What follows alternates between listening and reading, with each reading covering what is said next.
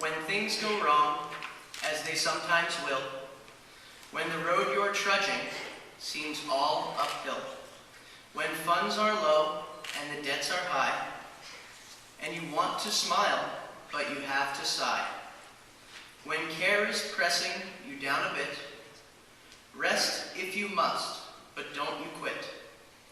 Life is weird with its twists and turns, as every one of us sometimes learns. And many a failure turns about when he might have won had he stuck it out. Don't give up, though the pace seems slow. You may succeed with another blow. Success is failure turned inside out, the silver tint of the clouds of doubt. And you never know, apologies, and you never can tell how close you are. It may be near when it seems so far. So stick to the fight when your heart is hit. It comes when things seem worst that you must not quit. Good afternoon, Cardigan community. Dr. Perryman, thank you for the privilege and opportunity to speak to the community today. It is truly exciting. I'd like to talk to you about a quality that I'm worried is fleeing our society: resilience. It is important that I provide some full disclosure around part of the reason that I talked to Dr. Perryman about speaking to you.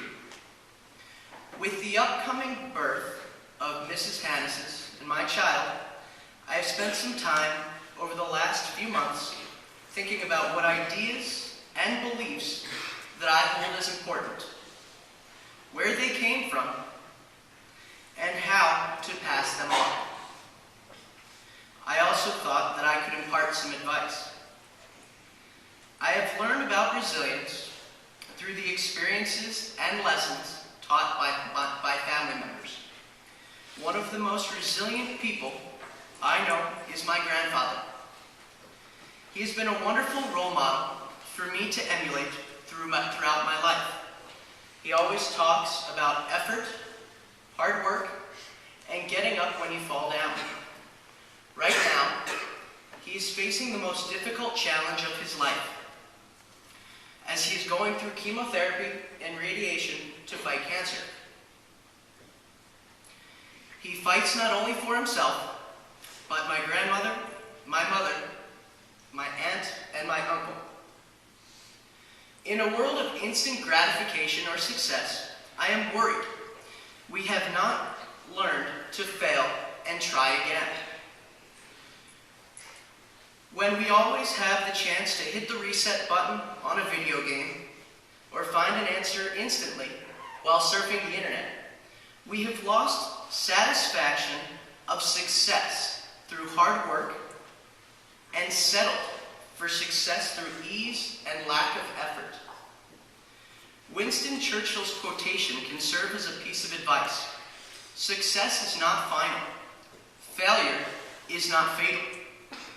It is easy to be excited or energetic when things are going well, but I have witnessed some of you turn away from difficult situations.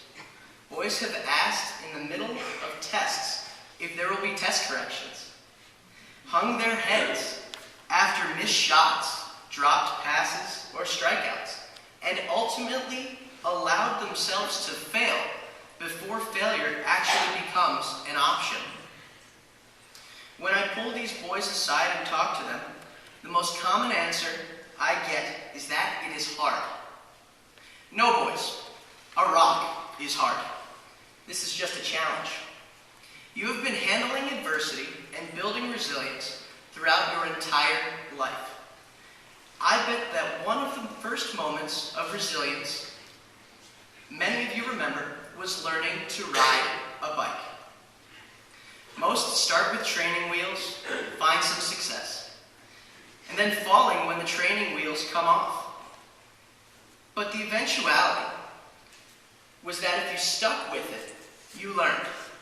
Some of you know I grew up on a farm in Pennsylvania.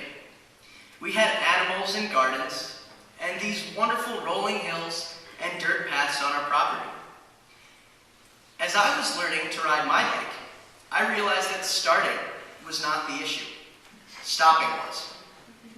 I rode into plenty of thorn bushes at the bottom of those rolling hills and even ran into the back of my dad's pickup truck.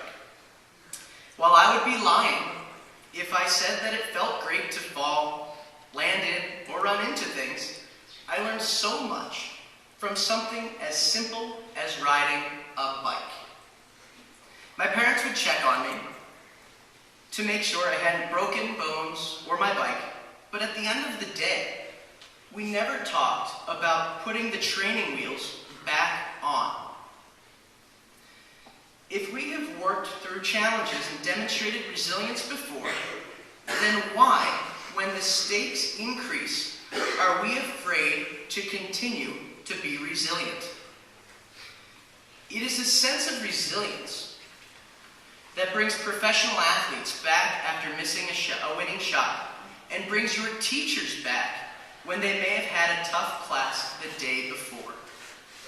They probably practiced more or tried a different teaching method. After all, if you have learned from failure, trying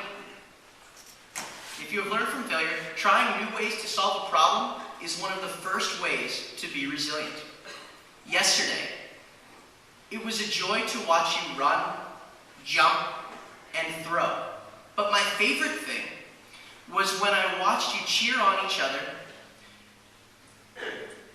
each other on, not to win, but to do your best. Fitness Day was all about resilience, grit, and digging deeper when you thought you didn't have anything left. I want you to embrace all future challenges like you did yesterday. The 9th graders have a big decision coming up in the next week. You will soon be finding out about the possibilities for next year. Some of you will have more options than others. Some of you will be excited. Some of you will be hurt. The decisions that an admissions counselor makes do not define who you are. The urge may be to wonder, how did someone else get in and I didn't? I suggest that you spend more time looking at the possibilities that you do have ahead, instead of looking back at the ones you don't. Remember that most people do not have the opportunities that you do, and that while you may have not gotten into your first choice, you have experienced more than most. I am convinced that wherever you end up will be the right place for you, if you give it a chance. You owe it to yourself to stand up to challenges and adversity, be resilient, and give it your best shot. Growing up means facing challenges and doing tough things. Now is the time to practice resilience. The worst case scenario is that you learn one way not to do something. The best case scenario is that you do something great. You probably don't want to be graduating high school and taking your training wheels off for the first time. Instead of hanging your head, how can you make the next shot? Instead of asking if there will be test corrections, figure out what you know now, and then think about how you can prepare better in the future. Either way, you learn something about the situation. And more importantly, you learn something about yourself. But remember, failure is not final unless you give up and quit. You will make mistakes, and as the sign on Mr. Rinkin's door says, mistakes are great, as long as you don't make the same one repeatedly. When we return from spring break, you have roughly 8 weeks left. You owe it to yourself to put forth your best effort, to finish strong and get as much out of these remaining weeks as possible, even when you face challenges. The excuse of, well, I'm a senior, or I don't really care because I'm not coming back, are both irrelevant. Think about all that you have learned and accomplished this year. Have you said, I can, or I will, for more than just fitness day? If you haven't stood toe-to-toe with adversity, there will be other opportunities. But when it comes, face it immediately. Do not put it off until tomorrow. Eventually, tomorrow needs to become today. And you need to step up and make something happen.